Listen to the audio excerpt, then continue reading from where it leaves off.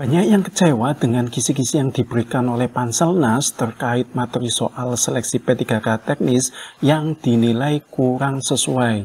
Ditambah lagi nilai passing grade yang terlalu tinggi membuat banyak formasi yang dibuka masih kosong. Berikut ini beberapa komentar peserta yang telah mengikuti seleksi kompetensi P3K yang saya ambil dari IG BKN dan YouTube Bas Channel. Yang pertama dari admin store, Pak tolong Pak, saya sebagai peserta P3K terampil Asir Paris 2022 sangat kecewa dengan soal yang banyak keluar dari kisi-kisi dan materi sehingga sulitnya mencapai passing grade yang begitu tinggi, dan saya tidak sendiri tetapi banyak yang tidak lulus massal. Mohon kebijakannya Pak, dibuat perankingan dengan total nilai atau kurangi passing grade sehingga tidak banyak formasi yang kosong. Terima kasih.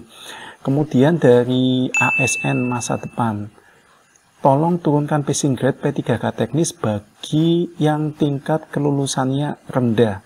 Jangan sampai membuang anggaran untuk tidak mengisi formasi kosong.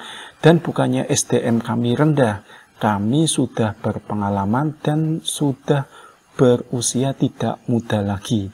Dan kami juga sudah belajar siang dan malam untuk mempersiapkan tes. Namun soal yang tidaklah seperti yang kami bayangkan di tempat pekerjaan, dan di sisi lain banyak kesenjangan passing grade dengan nilai rendah namun tingkat kelulusan sangat tinggi, dan passing grade yang tinggi dengan tingkat kelulusan sangat rendah. Apakah soal tersebut sudah diuji sepenuhnya? Kami menemui soal dan jawaban yang double dan juga font yang tidak sama.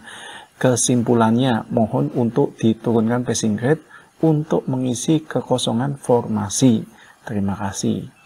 Kemudian dari Werednos, kenapa passing grade Pranata Komputer, Perencana Analis Kebijakan, Rekayasa, dan beberapa formasi lainnya yang sangat tinggi dan soalnya sangat sulit. Terbukti tingkat kelulusannya hampir tidak ada yang lulus. Berbeda dengan penyuluh kehutanan, pertanian, dan lainnya yang passing grade-nya rendah, namun soalnya mudah terbukti dengan tingkat kelulusan yang tinggi. Mohon sekiranya untuk diturunkan sedikit nilai passing grade-nya agar tidak terlalu banyak formasi yang kosong.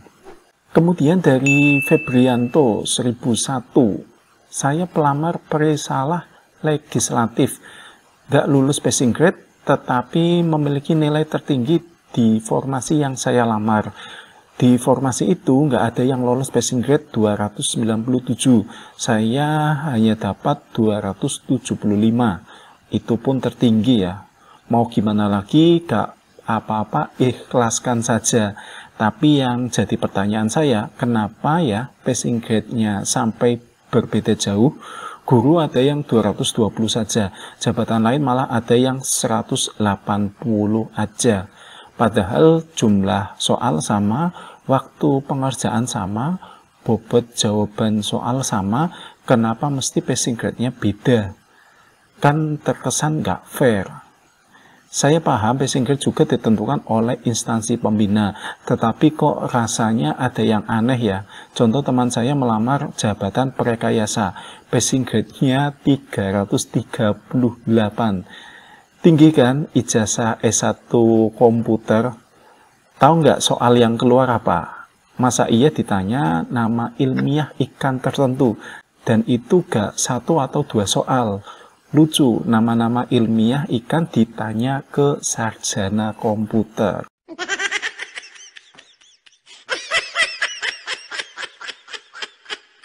Kemudian dari Fitra S Survivor, pengalaman ikut tes P3K Prakom tahun ini mengabdi lebih dari 10 tahun, kena prank. Katanya soal kompetensi teknis yang menurut saya berdasarkan hasil kuliah itu merupakan soal hafalan dari materi kuliah, bukan soal teknis. Kemudian dari Daniel Harneto, memang benar harus ada standar untuk teknis karena menilai zaman semakin maju. Tetapi untuk hal itu pertimbangan lagi soal yang diberikan tidak sesuai dengan kisi-kisi. anak SD, SMP, SMA pun tidak akan lulus dengan kisi-kisi yang diberikan, tetapi tidak sesuai dengan yang diujikan. Kemudian dari jurnal, susah guys, soalnya udah tidak sesuai dengan pelajaran teknis dan passing grade-nya nggak masuk akal. Itulah sedikit curhatan teman-teman yang mengikuti seleksi P3K 2022 kemarin. Lantas bagaimana dengan P3K Pranata Komputer? Apakah mengalami nasib yang sama?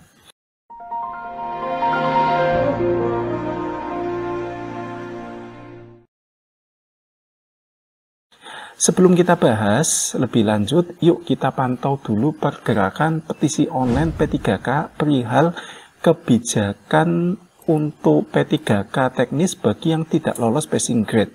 Nah, saat video ini dibuat, ini sudah ditandatangani sekitar 7.553 ya. Nah, semoga ini nanti akan bergerak ke 10.000 dan semoga juga teman-teman lainnya aspirasinya bisa didengar ya, sehingga bisa ada kebijakan lebih lanjut mengenai formasi yang masih kosong. Oke, kita balik lagi ke topik. Berdasarkan pantauan saya, ini kisi-kisi materi soal P3K Pranata Komputer yang diberikan Panselnas ini tidak sepenuhnya keluar dalam soal ya. Berikut ini poin-poin pentingnya. Yang pertama, ini ada beberapa soal yang sama sekali tidak ada dalam kisi-kisi materi soal. Nah, sebagai contoh, yang pertama yaitu contoh soal tentang kearsipan. Masa simpan minimal suatu jenis data pada unit pengarsipan disebut A. Retensi aktif, B. Retensi inaktif, C. Jadwal retensi, D. Rencana retensi, dan E. Data arsip. Nah, di sini untuk menjawabnya, ini kita baca Peraturan Kepala Arsip Nasional Republik Indonesia nomor 47 tahun 2015 tentang jadwal retensi arsip ANRI. Pasal 1 ayat 10 yang berbunyi, retensi inaktif adalah masa simpan minimal suatu jenis arsip pada unit kearsipan atau pusat arsip. Nah, di sini sudah terlihat jelas ya bahwa soal tersebut sebenarnya ditujukan untuk jabatan arsiparis, bukan Pranata Komputer. Mengingat ini sudah di luar kewenangan dari Pranata Komputer itu sendiri. Kemudian ada juga soal yang di luar IT lagi ya, yaitu tentang pengadaan barang dan jasa. Ini gambaran soalnya aja ya, jadi bukan soal yang aslinya. Deskripsi atau fitur mengenai kualitas barang dan jasa teknologi informasi yang akan dibeli merupakan salah satu hal yang terkait dengan spesifikasi teknis pada pengadaan barang dan jasa. Manakah berikut ini yang benar terkait dokumen-dokumen dalam menyusun spesifikasi teknis pada pengadaan barang dan jasa? A. Penawar atau penyedia membuat SPK terkait spesifikasi teknis yang dibutuhkan perusahaan. B. Dokumen spesifikasi teknis terdapat pada berita serah terima barang. C. Dokumen spesifikasi memuat prosedur pengajuan klaim dan ganti rugi dalam hal terjadi kerusakan atau kehilangan. D. Fitur produk atau jasa tertera pada dokumen penawaran penyedia. Atau E. Fitur produk atau jasa tertera pada dokumen kebutuhan pengadaan. Nah, di sini terlihat jelas ini soal sebenarnya ditujukan untuk jabatan fungsional pengadaan barang dan jasa ahli pertama, bukan untuk Pranata Komputer. Kemudian ada soal lagi yang roaming ya bagi Pranata Komputer. Berikut ini penyebab terjadinya aglomerasi industri, kecuali A. Biaya transportasi yang rendah, B. Akses yang mudah terhadap sumber daya, C. Kemampuan untuk berbagi tenaga kerja yang terampil, D. Infrastruktur yang baik, E. Bebas pajak. Nah, kira-kira ini soal lebih ditujukan untuk yang soal ini lebih ditujukan untuk lulusan sarjana ekonomi ya, bukan untuk sarjana komputer. Oke, memang soal-soal tersebut yang saya sebutkan tadi hanya beberapa soal aja ya, paling 2 sampai 3 soal aja. Akan tetapi sangat disayangkan kalau Panselnas sudah menerbitkan kisi-kisi materi soal secara resmi, namun tidak konsisten dengan apa yang telah diumumkan. Mungkin Panselnas ini mau menguji soal-soal non-IT ke peserta tes, karena ada pengetahuan-pengetahuan dasar yang memang dibutuhkan di dunia kerja, di pemerintahan, di jabatan fungsional yang lain seperti itu juga ya. Jadi yang misalkan fungsional penyuluh pertanian ahli pertama juga ada soal-soal tentang dasar IT, dasar internet, dan desain grafis. Memang soal-soal kompetensi tersebut dibutuhkan oleh setiap ASN. Namun kalau memang mau dicantumkan dalam soal, hendaknya Panselnas ini secara terbuka dan tertulis di kisi-kisi materi soal disebutkan ya, sehingga tidak merugikan peserta tes. Kemudian yang kedua yaitu komposisi soal yang tidak berimbang. Soal-soal yang keluar dalam P3K Pranata Komputer ini tidak konsisten dalam komposisinya ya. Misal untuk Pranata Komputer ahli pertama ini kan ada 8 poin kisi-kisi materinya. Mulai dari konsep dasar manajemen layanan TI, manajemen katalog dan operasional layanan TI, hingga konsep dan implementasi sistem informasi geografis dan multimedia. Nah, dari ke-8 poin ini ada seringnya 2-3 materi yang mendominasi soal sampai dengan 70%. Misal, teknik pengolahan data, infrastruktur IT, dan jaringan mendominasi 60 soal, sementara materi yang lain hanyalah kejatah 6 soal saja.